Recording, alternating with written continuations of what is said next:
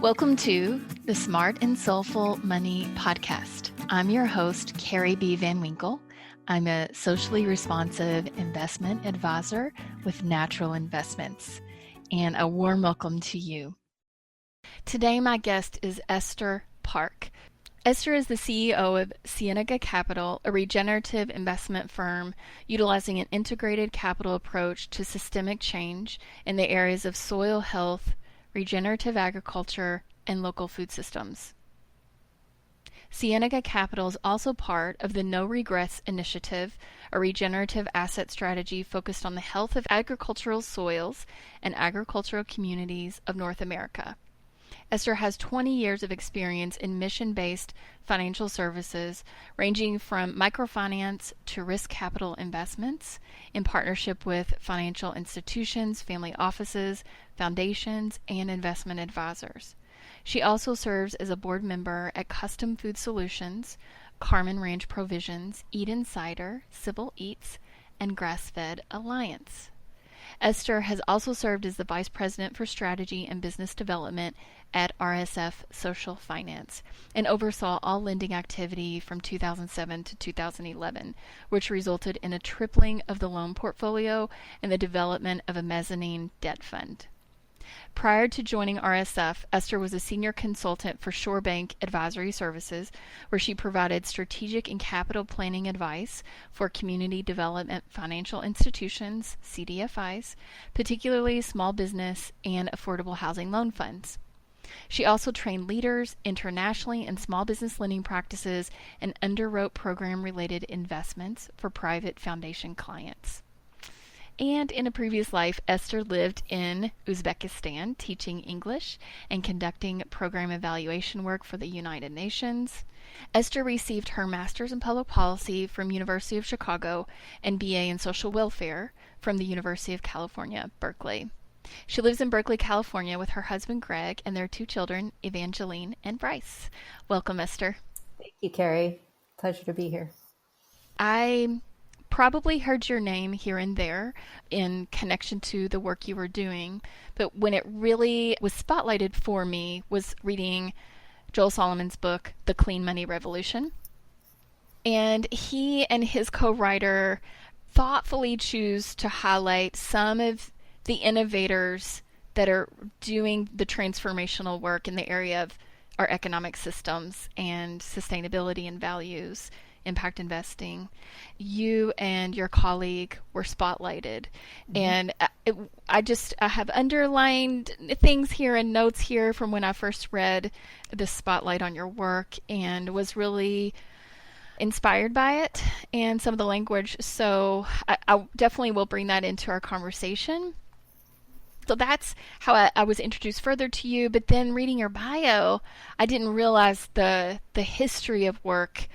It's so valuable. I'm guessing it's got to be so valuable, the different pieces that you've worked in, the different parts of our economic system that you've worked in, and then to bring those together, that knowledge and experience together in your work now. And I'm guessing how you're moving forward in your work.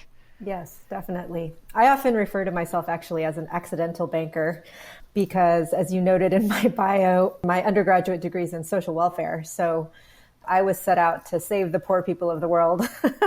And, being overseas for a couple of years really started to be confronted with what is economic development, particularly in a post-Soviet country. And so was exposed to, what are people's ideas of economic development? What is the World Bank's idea? What is the United Nations idea? What is the European Bank for Reconstruction and Development's idea? What is USAID's idea? But a lot of this was coming in the form of philanthropy. It was really hard to watch some of the effects of that kind of funding just flooding into a region. And so it made me think about really, what are the drivers of economic development? And one of them is small business. I mean, small business drives a considerable portion of our GDP here in this country and, around the world. It's a really critical piece of our economy. And so I started wondering, what does that mean? How do we support these businesses? And how does that help economic development generally? So that's kind of how I set out on my path. I never dreamed that I would be in finance at the end of the day, but it's kind of just taken me down this path of how can we utilize finance as a tool to really help the people that we think are essential to our society? I really want to dig into what your work is now, and I'm very curious to hear how it's moving forward. But I don't want to jump too quickly to that. I want you to guide me on what you feel like were real benchmarks for you in the work that you've done up until now to get you where you are now, or to inform how you approach your work.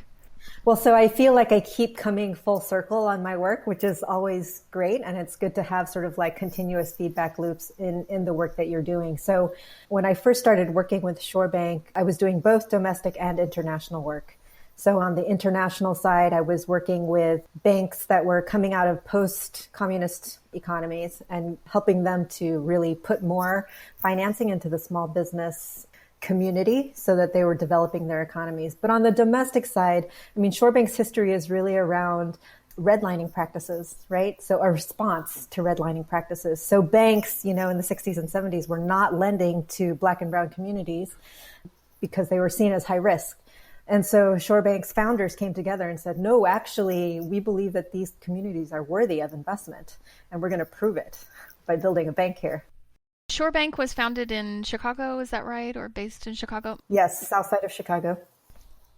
And, they were successful for many, many years. As part of the consulting group, we were helping other folks who were trying to implement those models in other cities. So we were working with folks who were, operating banks, credit unions, loan funds, all types of different kinds of financial institutions, really trying to serve what we termed the underserved, which usually was code for the lower income communities of color that were being ignored systematically by the mainstream financial system. So that's the work that we really started doing. But as part of ShoreBank, interestingly, ShoreBank created the first eco bank in the United States up in the Pacific Northwest. And so because of that, I got exposed to issues around environmentalism, around why, green economies are essential to also low-income communities. And, the questions started coming around in terms of like, well, why are low-income communities hardest hit by really high rates of asthma? Why do they have the highest number of brownfields? Why do they have really poor education, right? So there are all these sort of external, or I guess you could say just constituent environmental factors that affect these communities. And small businesses and jobs are just one piece of that puzzle, right? And so I started to get a little bit antsy, like, okay, there's more to this than just small businesses and jobs. And so I made the jump to RSF because I think at that time, the organization was just on the verge of really looking into social enterprise. And so I was interested in social enterprise as both small business, but also as a way to address some of the bigger societal problems around unhealthy neighborhoods, around unhealthy food, around lack of education, things like that. And so business as a force and a driver of change. That really was a place where I started to grow in that area, but also then started to highlight really food. That was one of the fastest growing areas for the organization at that time. Organic food and beverage, and just really looking at what those companies could do from just the purchasing power from a sourcing perspective. And so, after my time at RSF ended, I started working with Sallie, and she really opened my eyes to the benefit of soil and how soil has, if you pay attention to the soil, how it can actually address so many different things at the same time, right? So if you address the soil, you can address rural and family farm livelihoods, but you can also address the nutrient density of foods, which is important in human health. You could address things like obesity, which are particularly high in communities of color. And then also you look at clean water and how it can contribute to that. And the clincher for me was the ability of soil to sequester carbon from the atmosphere. And so it also has a very substantial climate benefit. So it just seemed like, wow, there's so much here. It's so rich in terms of all the different sort of areas of society that it touches. I mean, food is essential. And especially as we found out in this pandemic, right? It's an essential industry. The workers there are essential. and if we don't eat, we don't survive as a species. So it's so fundamental, and it affects a lot of the fundamental things in our lives. So I was really captured by that, and captured by Sallie's vision for what she wanted to do with her assets to address better soil health in this country. So Sallie Calhoun is the principal at Cienega Capital, and it's the two of you. Do you have more team members?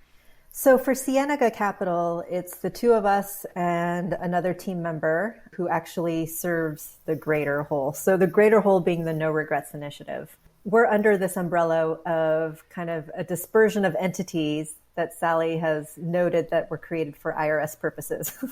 So there is a substantial ranch operation that's in the central coast of California, the Piscinas Ranch. We also cover the Family Foundation, Globetrotter Foundation, Cienega Capital, which is what I run, and then we recently incorporated a not-for-profit organization called the Piscinas Ranch Learning Center.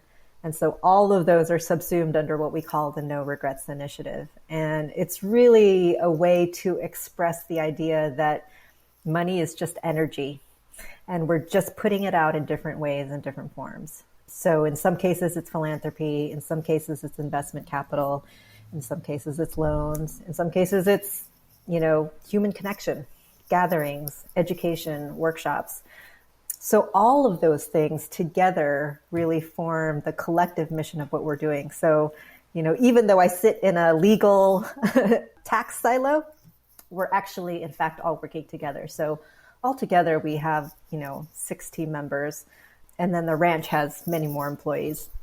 Tell me a little bit about the No Regrets Initiative. There's 2 reasons why it's called the No Regrets Initiative. One reason is that Sallie wanted to be able to tell her grandchildren one day, when they said, "What the did you do to this world, this country?" She said, "I did everything I can, right? I have no regrets. I put all my assets towards solving this problem." And so she really felt like she's going to leave this world with no regrets, having done everything that she could.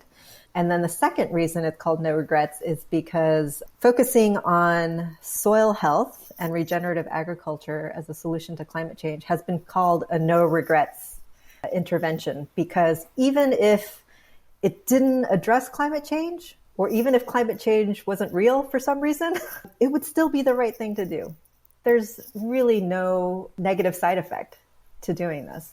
That's the second reason why it's called No Regrets. And so we initially formed it with a 10-year time horizon.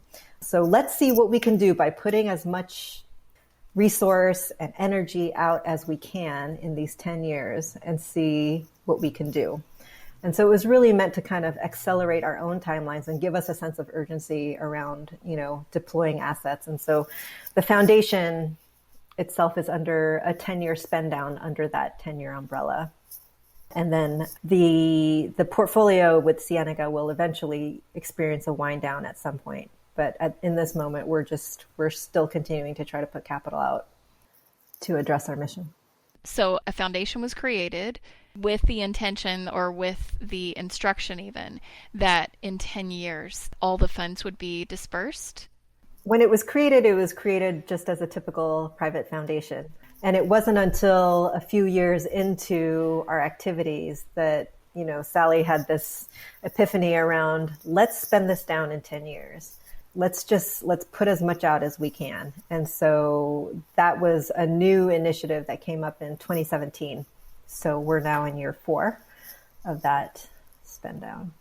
That is exciting. One of the things on my mind lately is really about what I think of as the stagnant energy of money in foundations and other entities. At best, it's stagnant, and at worst, it's doing harm, and even likely against the mission, the stated mission of the foundation. And so this is powerful that your work with Sallie's commitment to saying, this is actually the opposite of what everybody else does, pretty much. I'm thinking about it these days as open the flow. Like you said, money is energy, moving that energy. The way you all are doing it, you're really focusing on supporting emergent changemakers, emergent ideas, emergent leaders. What's the experience been like so far? It's been super exciting. I mean, just to your earlier point, we often like to use water as a metaphor for money, right? If it sits around, it gets stagnant and yucky. But also, if you open the floodgates too quickly, it can also cause some destruction as well. And so we're really trying to put it out mindfully to the places that we really feel like need it the most. So our strategy is kind of tethered around an idea that we call bright spots. So we're just trying to find the most interesting, innovative, exciting people doing this work out there and supporting them with the financial resources that they need. It can take different forms. And so in many ways, we work collaboratively with the foundation because in some cases, it might require a grant. In some cases, it might require a loan or it might require an investment, and one of the early ideas we had was this idea that in an ecosystem, you have multiple players, right? So you have government entities, you have nonprofits, you have for-profit small businesses, you have power building institutions, and you have individuals, right? So you have all these different players in an ecosystem. And so if your goal is to shift and move that ecosystem, deploying as many different types of capital as possible is really important to be able to move the whole ecosystem. If you only choose one slice of that ecosystem, you're only going to get so far. So that's the idea. So we're trying to figure out who are the most interesting, innovative, and exciting folks that we think are going to move the ecosystem towards some kind of change. We meet some really interesting and exciting people doing really great work out there. Meeting these folks, I have to say, in all my years of doing this work, working with farmers has been the greatest reward of my career. They're just really great people who want to do the right thing. They want to do right by the land. They want to do right by their family. They want to do right by, the people that they're feeding with the food that they grow. It's been really great work, hugely rewarding, just in terms of all the different people I get to meet and interact with. I read about how you all really focus on emergent changemakers, and the spirit of what I was getting from reading about the work that you all are doing. It made me think of the typical kind of startup investment culture, which Woody Tash is quick to say that it's kind of like this culture of vulture capitalism, which is the idea that it's more exploitive and extractive, where you put a bunch of money and spread it out over a number of startups. A lot of times the investors do, and then expect a lot of them to die and then a few of them to live, and hopefully you win big. Even you can tell the language that I'm using around it, that feels like the typical language that is used in that culture. And the work that you all are doing, and even the word emergent, I was just listening to Adrienne Marie Brown this morning, and she talks about, I think one of her books is Emergent Strategy, and I think that's where it was clicking with me, like, wow, this is really a powerful shift in not only language, but also the way you all are approaching engaging in these economic systems and really transforming the way that we're doing this work, the way that you're moving money, you're moving capital, and doing investing or giving. Yeah, it hugely resonates for me. I don't know if you've ever read the book Sapiens. It's basically a history of civilization, of human beings on this planet. One of the interesting things that came out of that reading was just a description of early venture capital, which was basically the first venture capital was when Western Europeans were, going off to the New World and trying to find new resources to exploit. And so they would send ships to the Americas or to Africa or wherever, and sometimes the ships would sink. And so it could potentially be a risky investment. So what better to do is to diversify your risks. So then they started creating pools of capital, right? So they would get other investor friends together, they would pool their capital, and then they would invest in 10 ships. So if one of them sank, it was okay because they still had 9 other ships out there that they had invested in, right? So this is starting to sound familiar, right? But in order to get the return that they needed or that they wanted on their investment, like what had to happen?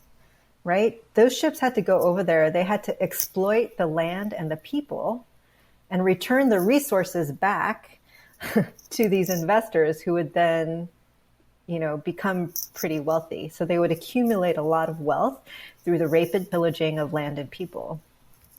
That is the model of venture capital. And so if you think about that, like it's a very colonialist mindset kind of way to invest. when we invest, we try to think about things much differently, right? So our goal is not the accumulation of wealth. Our goal is not try to achieve the highest return possible, because what makes a lot of modern day venture capital work is, one or two really big wins, right? And that'll make up for the rest of the portfolio. So if the rest of the portfolio tanks, it's okay because you've made these enormous wins, right? In our portfolio, we don't expect enormous wins. In fact, we probably know we're not going to get any. And in some cases, when we find opportunities to do that, we shy away from them, right? Because that's not really what it's about. For us, it's about how do we keep moving this field forward? How do we keep regenerative ag, local food systems? How do we keep those things on the forefront? So it's more about what is the right thing to do? Right? If we're trying to create a changed and new ecosystem, we have to fund the people on the front lines who are doing that work. And that work is really risky. That work is, in some cases, it's bound to fail because that's how innovation happens. So if you think about medical research, all the trials that have to happen that fail, you learn from those, but eventually you get to the one that works. And I feel in a way, that's how we think about our investing is we're not trying to lose all our money for sure. But the idea is if we keep investing in those frontline people, yes, some of them are going to fail, but some of them are going to figure it out, right? They're going to learn from those failures, and then the next entrepreneur is going to figure it out, and we're going to keep pushing this movement forward. And so that's really kind of the ethos and the thinking behind the way that we're investing.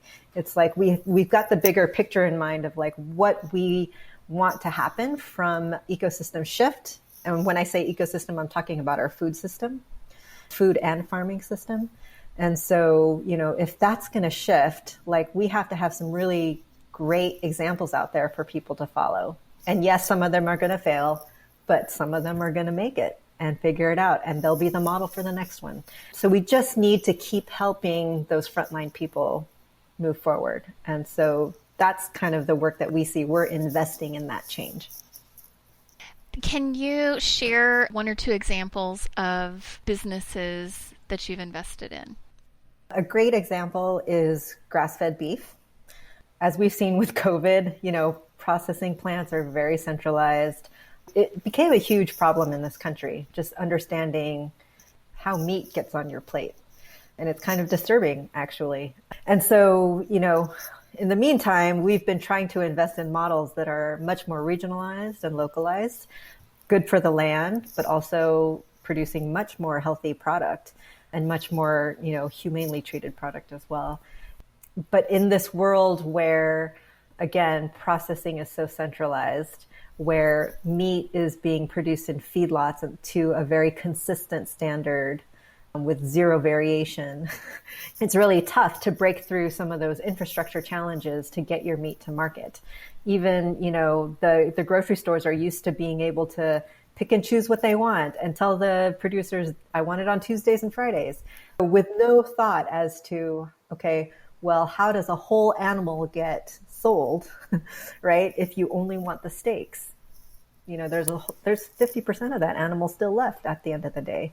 So what's going to happen with that? So, there's just, I think our system is set up to support this industrialized agricultural model. And so the businesses that we're supporting, particularly in pastured animals. So, we have a grass-fed beef company, we have a pastured lamb company. We have one that's pretty well diversified in both poultry and lamb and beef as well.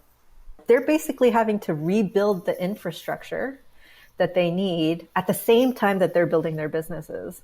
So their costs are a little bit outsized because as the people on the forefront, right, they're having to build up the whole system around them at the same time that they're building their business. So that becomes challenging, but we're hoping that enough people doing this, will eventually bring the infrastructure around them, but also having them be successful will help it be successful in other regions as a model, right? This is how you do it. This is how it's going to work. But I will tell you that it's been challenging. The businesses that are in that category in our portfolio are challenged daily with profitability and cash flow and just the, supply chain. And are all the regenerative agriculture businesses that you're focused on, especially the farming ones that you're mentioning, are they all Central California? They're pretty spread out. The notable ones are in Oregon, in Kansas, in Georgia. They're across the country for sure. And we do have a handful in California as well. Do you have another example you'd like to share? Another business that you all have invested in? We have one that's actually a distribution company out in New York. And so their whole model is around supporting local farms. So they're not actually doing farming themselves, but they're supporting the farmers. By supporting them, we can support, roughly 100 farmers in a region. And so, what they're doing is interesting to me because they're really trying to scale their operation to a point where they're profitable. And I think that's the challenge for most of these companies. They might be operating at a $5 or $6 million run rate, but at the end of the day, that's not big enough to also help create the infrastructure around you. And so for me, that's like a struggling point. If you could get to 10 or 15 million in revenues, I mean, that's still considered small in this country, but I feel like that kind of a scale can actually start to change the game. These folks are a bit bigger than a lot of the other folks in our portfolio because they are approaching that size. But what they're doing is really committing to the farmers in their region. And by doing so, and by being at the scale that they are, they're able to really influence a lot of markets. They're able to play with the bigger competitors in their markets and really take market share. So that's been super exciting for us to see because that is a missing piece of infrastructure, but they're creating that and they're providing that in their region. I just visualize a lot of times, even when I'm thinking about economic systems, I'm visualizing it as a living system, like an ecosystem, and how I use the word monoculture a lot. For similar reasons that we have ended up with monoculture, we've ended up with these systems that have their own version of monoculture, whatever that is. And what you all are doing, you're talking about building out infrastructure, but it's really about you're helping nurture this more diverse ecosystem. What's so important to have healthy, resilient, agile agricultural system, food system.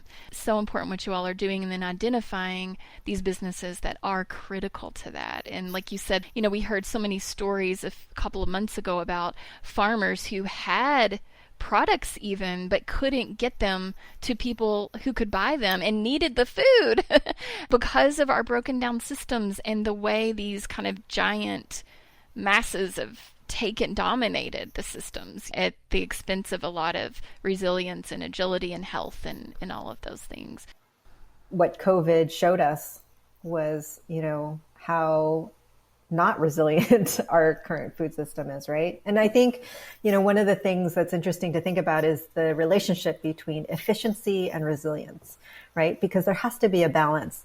The more efficient you are, the less resilient you are. Right. So our food system is incredibly efficient, but it's so not resilient because there's no redundancies in there. It's too hyper efficient. Resiliency requires some level of inefficiency. And I know that sounds weird, but it's true. And so our portfolio companies, in a way, COVID was the ultimate test, and we've seen a lot of resilience in our portfolio companies because suddenly people were like, okay, where do I buy food? If I can't get meat anywhere, suddenly you're having to think about where does it come from? Where's the closest place to me? When the shutdown started happening here in California in the Bay Area, I remember in the first couple of weeks going out to buy eggs and there were no eggs at any of the grocery stores. And I thought, this is ridiculous. Chickens lay eggs every single day, right?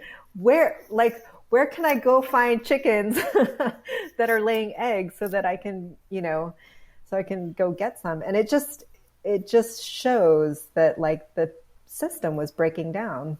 Where did you get your eggs? So I ended up going to the ranch, Piscinas Ranch, where chickens are laying eggs every day. So, it opened a lot of people's eyes as to, having to think a little bit harder about where their food was coming from.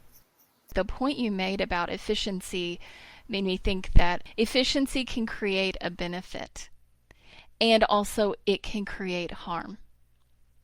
And so being mindful as we are trying to be efficient in all the different ways that humans are try to be efficient, that we've got to be mindful of when it's bringing benefit and when it's bringing harm. And sometimes those are at the same point to different entities, to the, like you said, to the soil, to people, to animals, to climate, and to financial systems. We're going to lose that farmer or that farm if we're not mindful about the business side and the finances as well. Yeah, I mean, because in one place you could have one giant industrial farmer taking up all the land and doing all the farming. It's incredibly efficient. But if something happens to that farmer or that company, corporation, whatever, that land, that puts a huge amount of people at risk, right? Whereas, like, if you had 100 farmers in that same place, if something happens to one farmer, it's okay. There's 99 other farmers growing the same stuff.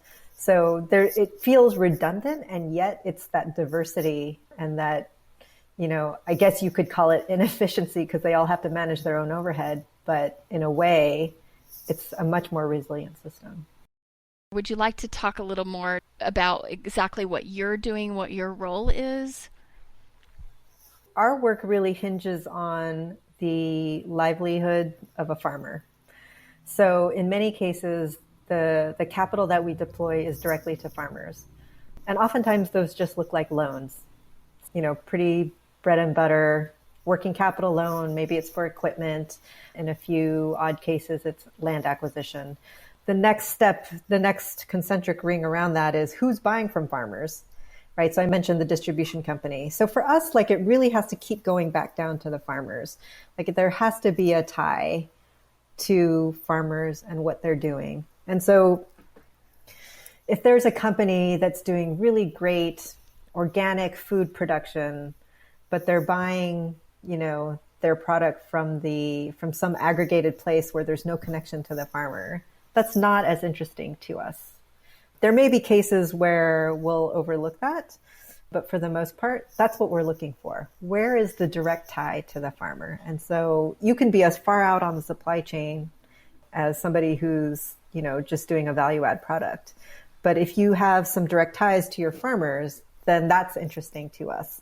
I will also say that our work is highly contextual because what the food system looks like in California is really different than what it looks like in Louisville, Kentucky. And so we actually do have an investment in Louisville, Kentucky, where, you know, it's a food processing company, and they have just really committed to sourcing as much of their food as possible from local Kentucky farmers, right? And I think that you'll know this better than I, but, you know, I think their product is not organic. I wouldn't say that their farmers are necessarily regenerative. But Kentucky, unlike California, still has a lot of smallholder farmers because of tobacco, right? For better or for worse, there's still a lot of smallholder farmers in Kentucky. And so the idea is we need those farmers to stick around. We need them to grow vegetables, and we need them to have places to sell those vegetables. And so for this company to say we are hyper committed to buying from Kentucky farmers, for us, that's like, okay, that's the first thing that needs to happen. Right? So it may not be organic, it may not be regenerative, but dang it, let's keep those farmers in business, and then we can think about that down the road, right? We can look at other supports for those farmers to eventually transition their practices. But if those farms go to corporate farmers or farming companies, like, that transition is going to be really hard to make. Whereas if it stays in the hands of smaller families, it's more likely that they're going to be able to make those changes for healthier soil. So we're trying to sort of lay the groundwork, in a sense, in a place that looks very different than it does here in California. Can you share the name of that company? Sure. You actually mentioned them in my bio. It's Custom Food Solutions. Oh, okay. Yeah. Okay. Custom Food Solutions. Yeah, I'll have to pay attention to if they come across my radar. And so what does it mean to be regenerative? Well, I wouldn't say that there's one agreed upon definition, but there are definitely principles that drive regenerative agriculture itself, which is, you know, keeping the ground covered for as much of the year as possible, keeping living things growing in the ground for as much of the year as possible, above ground diversity, So having a good diversity of plants, things growing in that field, and the notion of putting animals on it as well. So animal impact is important to that regeneration. With the whole idea that it's getting back to the soil health and that the soil health underlies everything and that everything that you mentioned, it's contributing to soil health rather than extracting. Exactly. There are definitely principles that we look for when we're talking to farmers about what their practices are and whether or not that's regenerative. But generally, I would say that what we're really trying to do is create a food system. If you want to think about it as regenerative, it's one that feeds itself, right? It's one that continues to contribute to its own health and well-being. That's something that we're really trying to strive for. We talk about regenerative investments at Natural Investments, and with that in mind, that exactly the examples you're saying, investing in ways that what the business is doing, the impact it's having, is regenerative in the systems it's influencing and the people and the planet, connections that it has, and is it nourishing or extractive? Let's see. So I really want to get to this question and ask you what my aunt posed to me recently, which is, it's been on my mind, it's always on my mind, the question of like, where do we go from here with capitalism? And I felt like you would really have some ideas about this. You've been thinking about for a long time as you've done your work in the world in different ways. And so the question she posed to me was Reformation or revolution? And I just wondered what your thoughts were right now, especially as we move forward.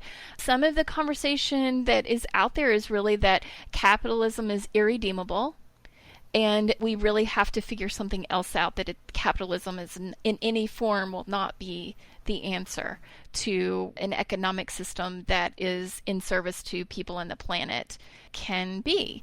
So what's your thought about that? I would love to hear.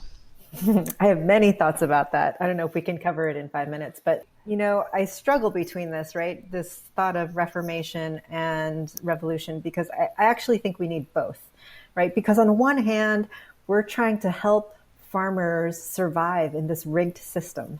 We're just like, okay, just do this one other thing and here, like mold yourself into this because this is what the system wants. And so in a way, it's like, in order to survive, we have to sit in the system and make these sort of like incremental reformations, right? To make it a little bit better for us. But at the same time, we can see that it's wholesale not working and we absolutely need the revolution too. But that's not going to happen overnight. So I live between the tension of those two things.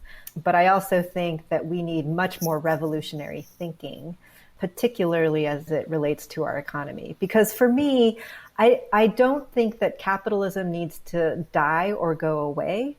But the way that we've been doing it needs to die and go away.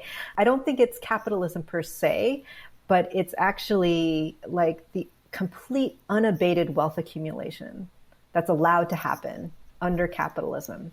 That, we have this sort of ethos in this country of like, you're allowed to go get as much as you want at whoever's expense, and that's yours. You did a good job. You lifted up yourself by your bootstraps. Like, you worked hard, and that's your reward.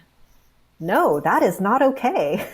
I think we've already seen that that is not okay, right? That's what this country has been built on, and it's not okay to keep doing that. And so, at some point in the last year, I just decided I don't want to invest anymore in business models that make rich people richer.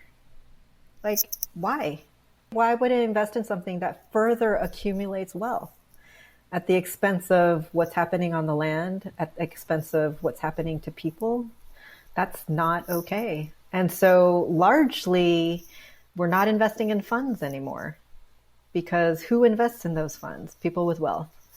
Where does the benefit go to? The people with wealth, right? It helps wealthy people continue to accumulate.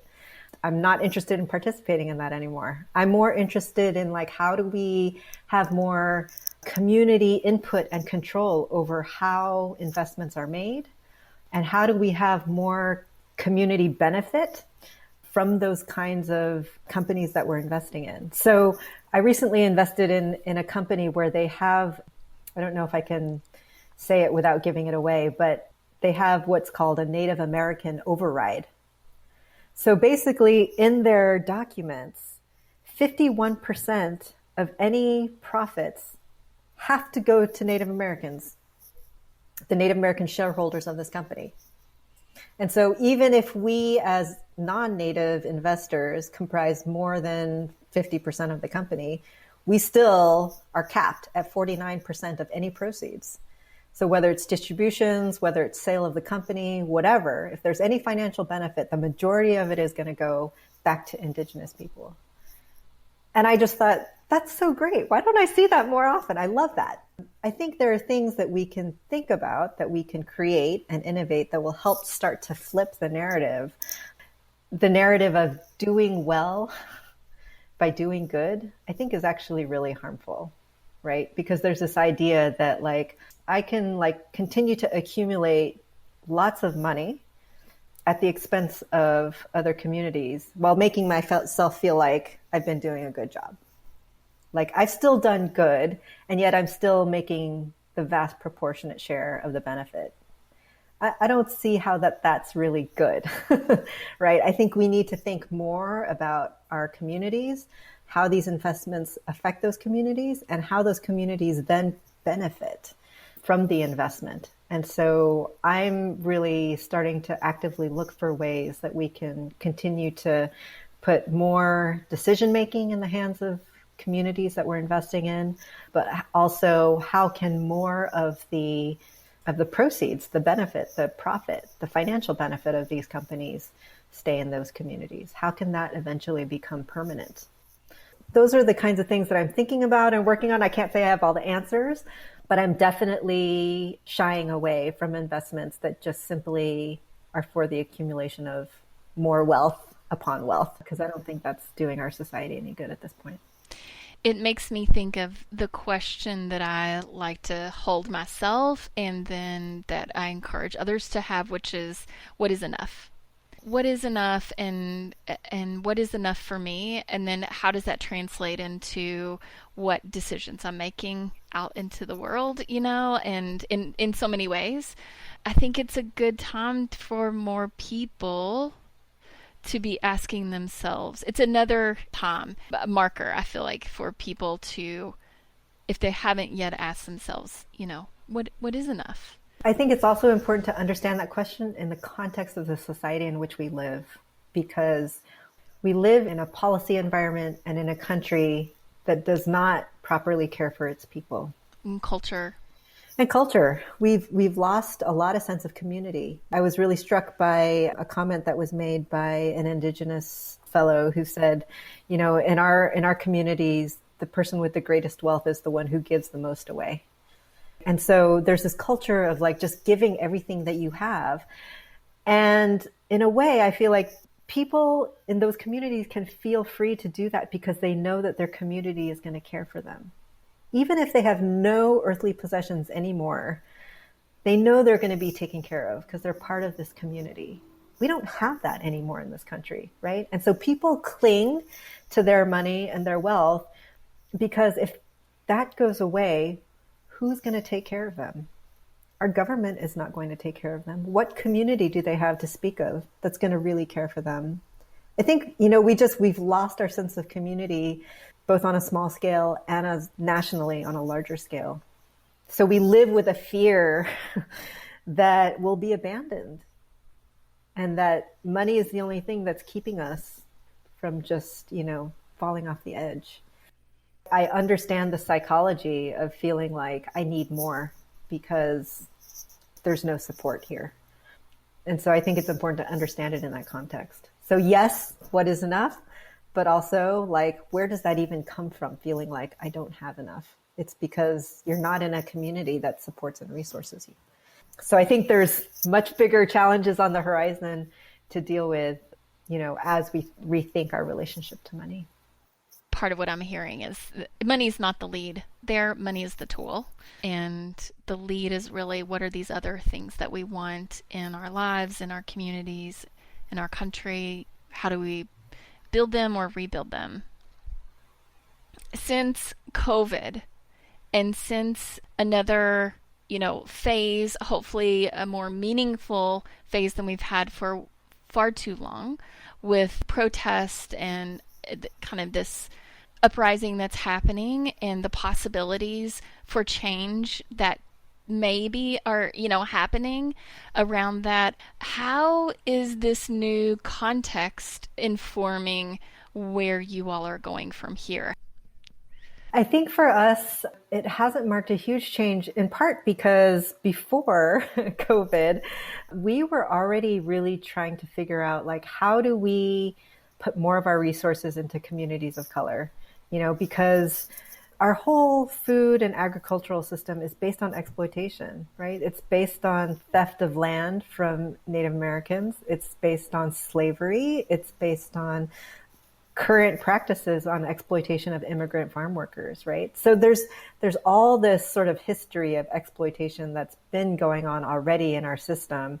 And so, like, how are we addressing that has been a question that we've been asking ourselves over the last, I would say, 6 to 9 months already. Because there's been so much dispossession of farmland over the years, to the point that 95% of farmers in the US are white. The numbers of farmers of color are declining daily. And so, and the number of acres being farmed by people of color continue to decline. And so what does that mean, in terms of, like, how do we find and reach out to the appropriate communities to be able to support their continued work on the land and in the food system? We've been actively reaching out to our different networks to try to expand our networks to include more farmers and communities of color. There's one group in particular where I'm trying to figure out ways in which we can actually push off, underwriting and decision making to the community. Say, hey, we're not in your community, but you are. And farmers, more often than not, know each other. They know who's a good farmer and who's not. And so why not let them make the decisions over who gets loans, for whatever working capital? We've already been going down that path. And so in a way, this has just been further confirmation for us that, like, we should continue to keep doing that work and to go deeper in that work to really match more investment into farming communities of color. So, I would say we're not necessarily on the forefront on that topic. Like, we still have a ways to go. We're still trying to get there, but we're definitely, the connection to the land and the connection to our history and the way that our food system is built, it's taken its toll. And so how can we shift our investment to areas in which, we can help restore people's relationship with the land? I'd love to hear you talk a bit about women and money. You are a woman working in these economic systems for a long time now, and working together with Sallie, who is this innovative investor visionary, and you all are doing the work. I'd love to hear you talk about women and money. And are you familiar with how Lynn Twist talks about the Sophia century? No. She's learned this from, I think, indigenous people. This is not something that she came up with, but the Sophia century is the current 100-year period where the feminine will finally come into co-equal partnership with the masculine, and women will finally come into co-equal partnership with men, and women identifying people included, of course, in that. And to me, that is one of my core beliefs about where we need to go from here, is that women engaging in ways that they're confident in their money life, their values are reflected, they're aligned in the actions they're taking in their money life. That is going to continue to be a key shift in changing our economic systems for the better. I would love to hear you talk about that, or what your thoughts are. And feel free to take that in a direction that really resonates for you. Sure. I mean, one of the things that Sallie has famously said in some of our workshops is, the sooner women take over, the sooner we're going to fix this thing. So that's definitely an undercurrent in the work that we do. The interesting thing is, I recently did a little analysis of our portfolio, and, nearly 60% of our portfolio is women-led, either solely or jointly with a partner. Many farms, as you know, are jointly run by the husband and the wife. we didn't set out to invest in women. We didn't have an investment thesis like we're going to invest in women entrepreneurs. We just went out to find the most interesting, innovative people out there. And it just happened to be that 60% of them were women. So, but it reinforced for us that of the people that we know that are really leading the most innovative work in this area, it's women. When I look at the most innovative group of people that I can be around in regards to finance, I find that it's women. I think it's not that hard to just look around and see who's doing what and realize that women are really at the forefront, both on regenerative ag and I think also on the investing side. Even though we're a small minority, I think these are the folks that are really pushing the envelope, that are really, making the changes that we need to see in our society. And so for me, it's about this notion of the third way. And you learn this as a parent when you're raising your kids, especially when they're small. You give them two choices. You can have this or this. It forces them to make a choice. But I think that as we get older, as my kids have been getting older, I've started introducing the concept of I reject that framework. Like, you gave me two choices, but I reject that. I don't like either of them. I'm going to choose a different way. I'm going to choose a third way. And I think too often in our society, we're confronted with these false dichotomies, like it's this or it's that. But wait, maybe there's a different way of thinking about it. And I think that as women, we're used to having to think differently about the choices that we have in life. And so in a way, I think we're well set up. Women are well set up to think differently, to create new, and to push boundaries. So I find that really exciting. I do have to say, oftentimes I fall into the dichotomies that we grow up with. It's this notion of, is it fight or flight? Well, why can't it be build community? Why isn't that the response to fear? Right? So I think what's that third way?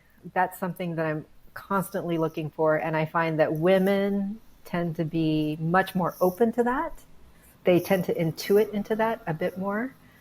And so I think that's the only way we're going to break these frameworks that have been just creating a lot of instability in our society. When you are the one that typically loses out in the choices offered, so whether it's being a woman or a person of color, then you may be more motivated to figure out another creative solution. I think it's so important to understand the frameworks that we live in, just to my last point, just about the boxes that we live in, and to think about, is this the box? Is this box real? And to continue to push the norm. The work that I'm doing is great, but it's also limited. And so, I think before we started, we were talking a little bit about mentorship and the next generation. And I'm super excited to be involved with RSF's Integrated Capital Institute, where people who really want to change the way decisions are made around money are being fostered. I have a chance to get in there and help mentor some of those folks and help them with the various ways in which they're going to change this world. And it's so exciting because they're great people. They're all definitely bright spots in my mind, and they're going to do amazing things. So I'm looking forward to that. Well, thanks so much for all the work that you're doing and for the work that I'm sure you'll continue to do. I look forward to following how you all are continuing to support what is emerging and what needs to emerge, and encourage it to thrive and be replicated and all of that. So thanks so much to you and Sallie for the work you do. Thanks, Carrie. It was a pleasure.